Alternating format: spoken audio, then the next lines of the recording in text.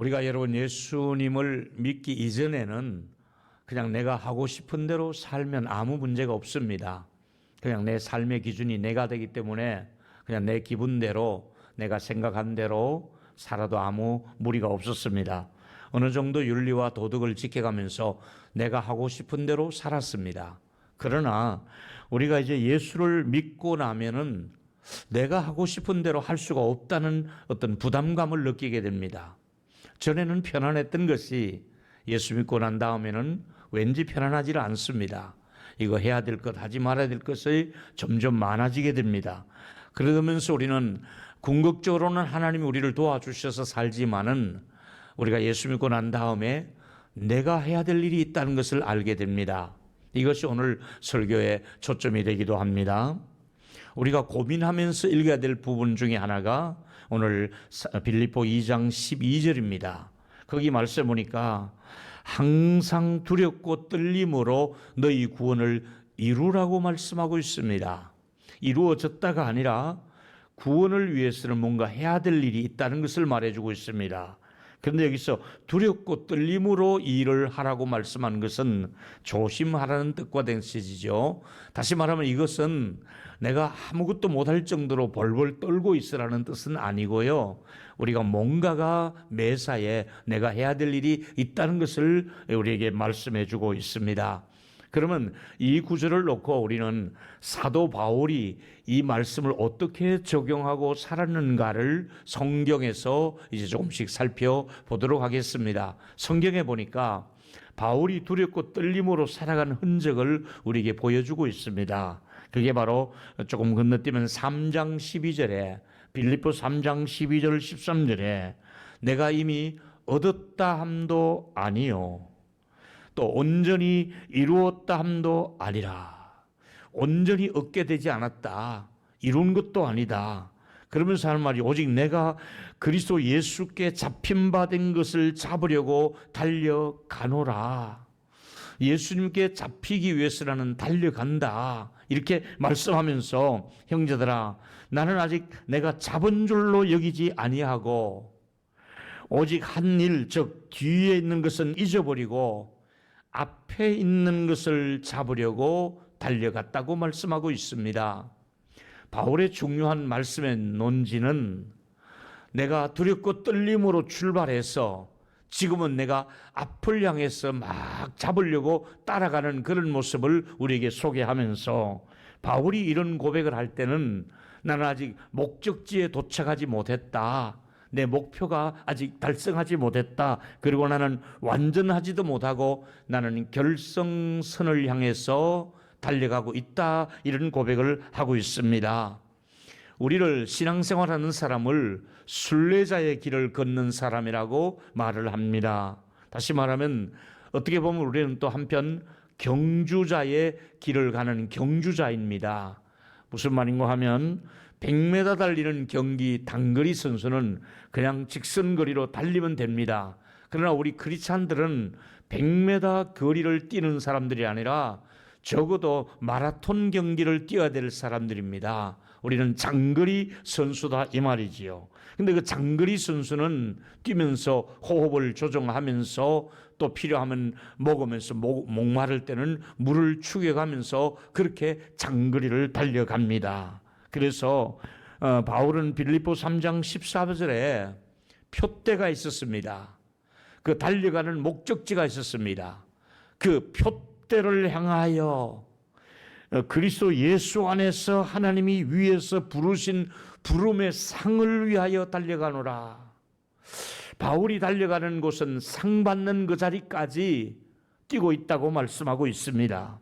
분명한 것은 우리가 상 받는 자리가 있다는 것입니다. 여러분, 우리는 이 장기간의 코로나로 인해서 그럼에도 불구하고 신앙생활을 멈출 수가 없는 것은 오늘 말씀하고 있습니다. 얘야, 너는 더 힘껏 달려라. 거기 주저앉았으면 안 된다. 네가 달려갈 길을 달려가야 된다. 그래야만이 내가 너에게 줄 상이 있다.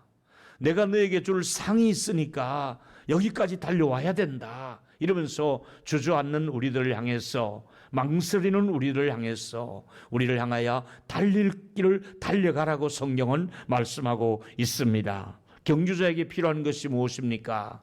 산소의 공급이며 적당한 양의 물의 공급을 받아가며 하기 때문에 우리가 마라톤 경기를 보면 중간중간 목마름을 해결하기 위해서 물병을 놔놓고 그 물병을 마셔가면서 뛰는 선수들의 모습과 응원하는 모습을 우리가 보게 됩니다. 우리는 지금 바이러스를 이길 수 있는 힘이 필요한데 이것도 하나님의 능력이라고 볼 수가 있습니다.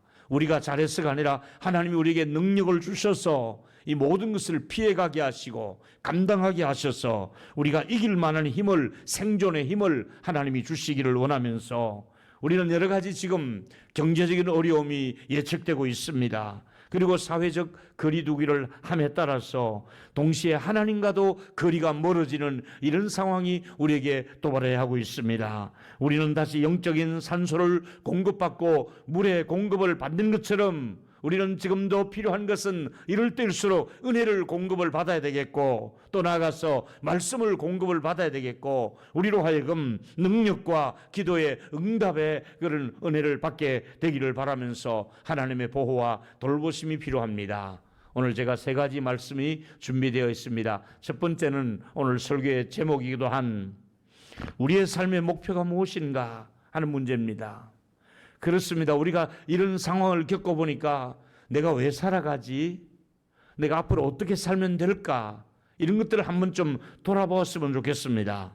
궁극적인 삶의 목적은 성경에 보니까 우리 모두가 거룩한 삶을 살아가는 것이 삶의 목적이었습니다.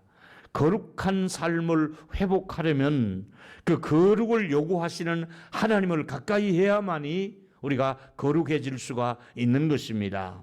이제부터 하나님의 말씀을 통해서 창세전부터 우리를 세우신 목적이 있었습니다. 그게 바로 디모데후서 1장 9절에 보니까 하나님이 우리를 구원하사 거룩한 소명으로 부르심은, 하나님이 우리를 부르시는 목적이 있는데 거룩한 소명자로 불렀다는 것이지요. 하나님이 우리에게 거룩성의 회복을 생각하시면서 거룩한 소명자로 이 땅에 하나님의 백성들을 불렀다고 말씀하고 있습니다. 이것은 하나님께서 천지를 창조하실 때에 창조할 때도 하나님이 의도하신 바가 있습니다. 사람들을 만드실 때에 하나님이 사람을 만드신 이후에 무엇을 의도해서 사람을 만드셨을까? 그것은 바로 창세기 2장 1절과 3절에 1절은 천지 만물을 하나님이 다 이루셨다고 말씀하고 있습니다. 그런데 2절에 보니까 하나님이 하시던 일을 일곱째 날에 마치셨습니다. 그가 하시던 모든 일을 거치고 일곱째 날에 안식을 하셨습니다. 일도 하셨지만은 안식하셨는데, 안식이라고 해서 아무것도 하지 않은 것이 아니라 안식이라도 하나님이 하신 일이 있습니다. 3절이지요. 하나님이 그 일곱째 날을 복되게 하사, 안식일이 어떤 날입니까? 복된 날이라는 것이잖아요. 복을 주시는 날입니다. 거룩하게 하셨으니 두 가지입니다. 하나님이 안식일에 우리에게 주신 것이 복을 주시면서 동시에 거룩하게 하시는 것이 하나님의 창조의 목적이었습니다. 저와 여러분, 이것을 제가 세 가지로 요약을 해서 여러분께 또 한 번 더 말씀을 드리겠습니다. 하나님이 안식일에 어떤 일을 하셨다고요? 첫째로 하나님께서 일곱째 날에 안식을 하시면서, 두 번째는 복되게 하셨다고 말씀하고 있습니다. 그리고 세 번째는 아주 중요한 얘기입니다. 거룩하게 하셨다고 말씀하고 있습니다. 자, 안식은 복된 날인가 동시에 중요한 핵심은 거룩하게 지켜야 될 날이라고 말씀하며 거룩성을 위해서 안식을 주셨다고 말씀하고 있습니다. 두 번째 얘기로는 인간은 창조 때부터 하나님의 거룩성을 담도록 창조된 피조물입니다. 그것은 베드로가 우리에게 이렇게 말씀하셨습니다. 구약 성경을 인용했습니다. 베드로전서 1장 16절에 보니까 기록하였으되 내가 거룩하니 너희도 거룩하라. 하나님이 거룩하신 분이기 때문에 하나님의 자녀인 우리도 거룩해야 될 것을 말씀하고 있습니다. 뿐만 아니라 레위기서에 보니까 나는 너희 하나님이 되고 너희를 애굽 땅에서 인도하여 낸 여호와라. 그러면서 하신 말씀이 내가 거룩하니 너희도 거룩하라.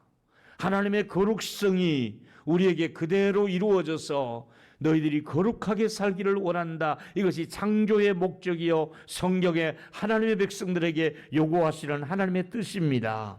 우리에게 안식일을 주신 이유는 우리를 복되게 하시면서 그 다음에 하신 일이 너희를 거룩하게 하려고 내가 안식일을 주었다. 너희들이 주일을 지켜야 될 이유는 너희들이 속된 백성과 다르게 구별된 하나님의 백성이라는 것을 잊지 말라. 거룩하게 하시려고 주일을 우리에게 주셨다는 말씀을 하고 있습니다.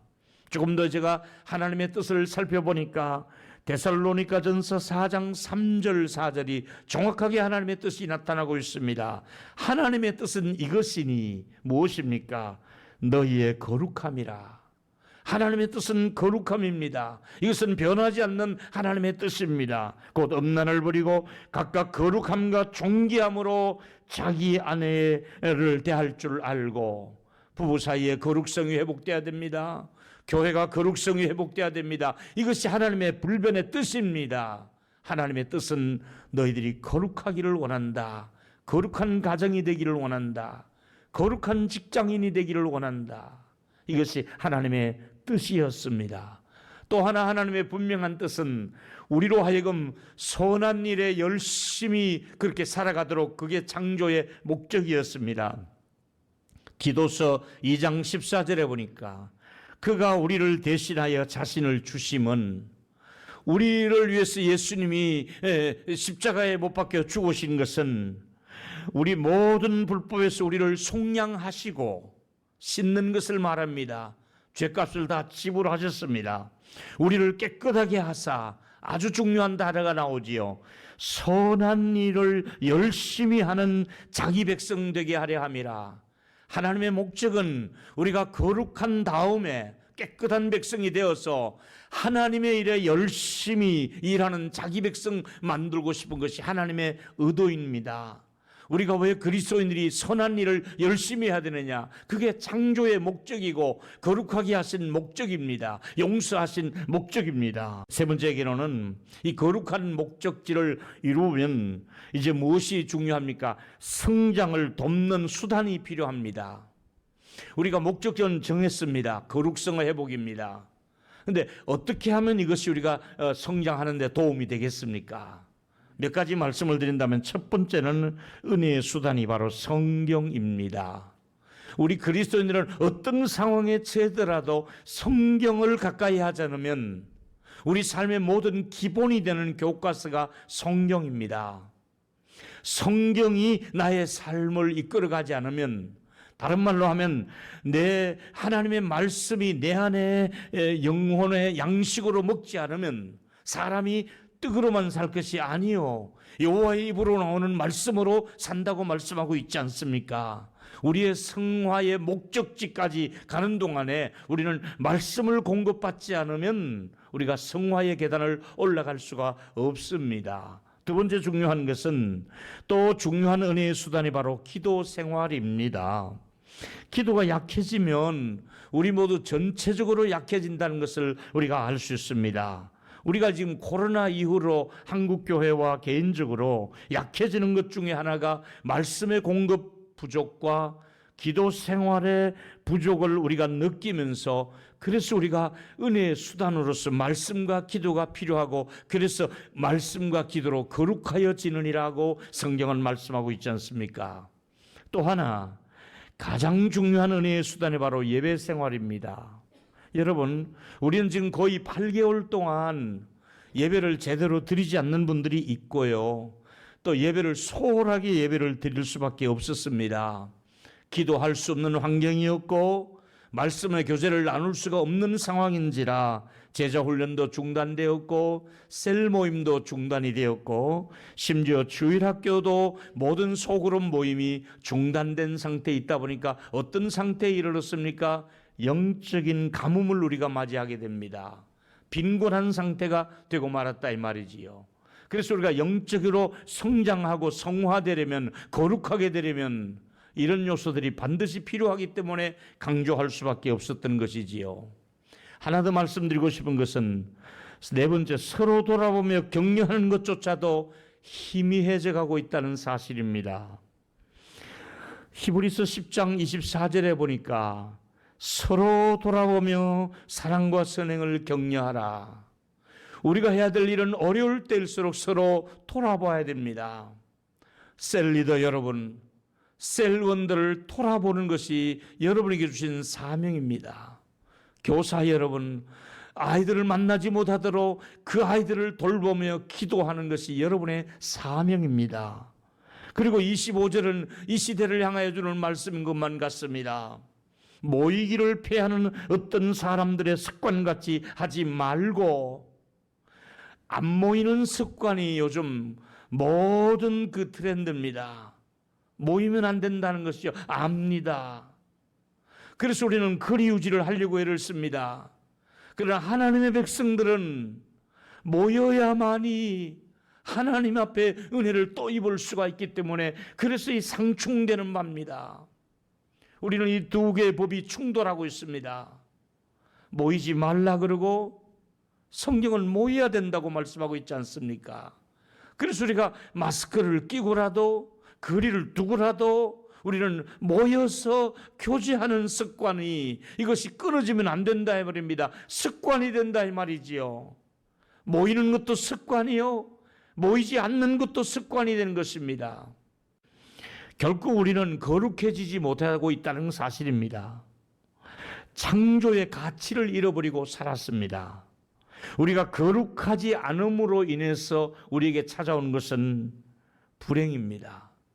불안함이 찾아옵니다. 상실감이 찾아옵니다.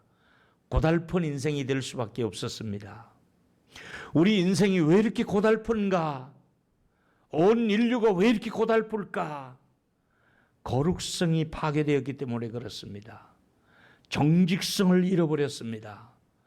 모든 나라에도, 우리 교회마저도 거룩성, 정직성을 회복하지 않으면 하나님을 뵐 수 있는 방법이 없다는 것입니다. 우리가 해야 될 일은 거룩성의 회복을 위해서 우리가 노력을 해야 됩니다. 그래서 말씀을 묻고 교제하고 그리고 기도하며 하나님이 채워주시기를 기다리고 있지 않습니까? 며칠 전에 제가 이런 내용을 본 적이 있습니다. 유진 피터스 목사님은 목회자요, 신학자요, 아주 존경받는 저술가였습니다. 이분이 돌아가시면서 마지막 그를 방문했을 때 남긴 말이 지상에 이렇게 돌고 있습니다. 분주하게 사는 이 시대의 사람들을 의도적으로 이 시대를 피하면서 오직 예수 그리스도께 집중하라고 말씀하며 두 가지를 마지막으로 남겼습니다. 첫 번째는 삶을 단순하게 하라. 삶의 단순함, 그리고 거룩성, 이것이 유진 피터스 목사님의 마지막 말씀이었다고 합니다. 지금 우리 모두가 삶이 단순해져야 된다고 생각해야 됩니다. 너무 현대인의 삶이 복잡합니다. 그래서 유진 피터스 목사님은 이런 말을 했습니다. 세상은 나를 필요로 하지 않는다. 세상에 필요한 분은 하나님 한 분뿐이다. 온 세상 사람들에게 하나님이 필요한 분이지 내가 필요한 것 아니다. 너무 네가 그렇게 분주하지 말아라. 너는 나에게 초점을 맞춰라. 예수 그리스도에게 초점을 맞추고 살아라. 너무 분주하게 살지 말고 예수님에게만 초점을 맞추고 살며 단순하게 살아라. 이러면서 거룩성을 회복하라고 말씀하고 있습니다. 우리의 삶의 목적은 이제 거룩을 향해서 가는 것이 오늘 설교의 내용입니다. 이제 목표를 정하셔야 됩니다. 우리의 목적지까지 가는 날 동안에 우리는 목표를 정하고 가야 됩니다. 저는 19의 이 목표를 정했습니다. 제가 주님을 위해 살겠습니다. 복음을 전하며 살겠습니다. 이렇게 정했던 목적이 지금은 약 47년 동안을 이 길을 걸어오면서 정말 나는 목적지를 잘 정했다. 부족하지만은 내가 정한 목적지에 대해서 한 번도 후회한 적이 없습니다. 여러분, 제가 처음 출발할 때 처음 교회 가서 봉사하고 받았던 사례비가 6,000원으로 기억합니다.